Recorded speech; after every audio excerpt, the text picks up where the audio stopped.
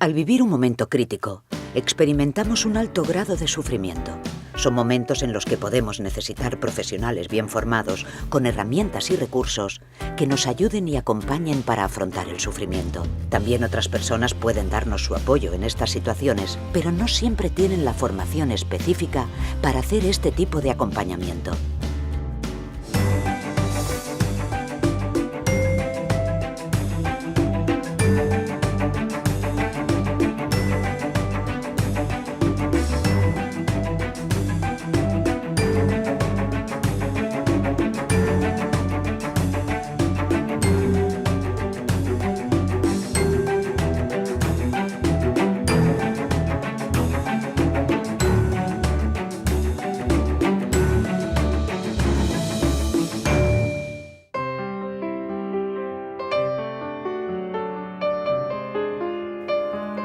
Por si en algún momento tenemos a nuestro lado una persona en situación de crisis, os presentamos unas pautas comunicativas que pueden servir de ayuda.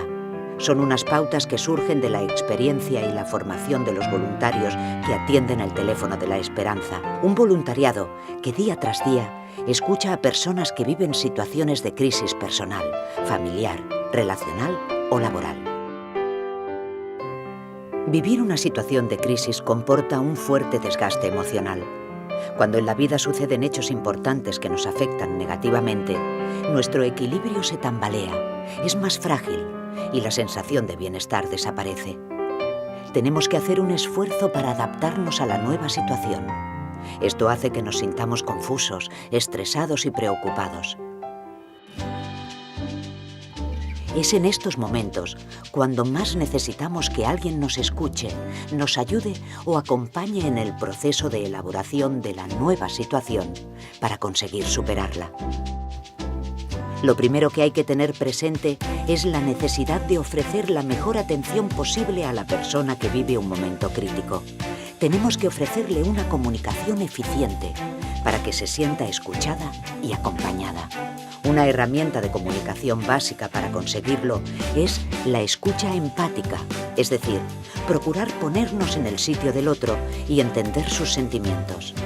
Escuchar de manera empática requiere tiempo y paciencia. Tenemos que olvidarnos de prisas y relojes. Hay que procurar un entorno tranquilo, que permita la confidencialidad necesaria, evitando interrupciones externas para facilitar el diálogo. Tenemos que estar muy atentos, dejar hablar, escuchar sin aconsejar qué tiene o no tiene que hacer la persona afectada. Tenemos que respetar sus ideas y sentimientos. No hay que juzgar nunca, ni a la persona ni a sus acciones. Con la escucha empática conseguimos ponernos en el sitio del otro y comprender cómo vive lo que le está pasando y así poder actuar en consecuencia. El lenguaje corporal también forma parte de la comunicación y debemos tenerlo muy en cuenta. Mirar a los ojos, asentir con la cabeza y mantener una postura interesada, cercana, son los grandes aliados de la escucha empática. Otra herramienta fundamental es la voz. Regular la intensidad, la entonación, el ritmo y respetar los silencios nos ayudan a dar un soporte todavía mejor a quien escuchamos. Y si somos nosotros quienes damos soporte a alguien que se encuentra en estas situaciones, tenemos que tener bien presente que necesitamos cuidar nuestras emociones para no sentirnos afectados. Estaremos más protegidos si nos encontramos en un momento de estabilidad emocional y estamos tranquilos. Si sabemos cómo tenemos que actuar, podremos ofrecer un buen acompañamiento. El éxito de nuestra labor vendrá dado por el hecho de ser capaces de gestionar nuestras propias emociones y de disponer de un buen asesoramiento para las circunstancias que requieran más atención. Conocer técnicas de relajación resulta muy útil.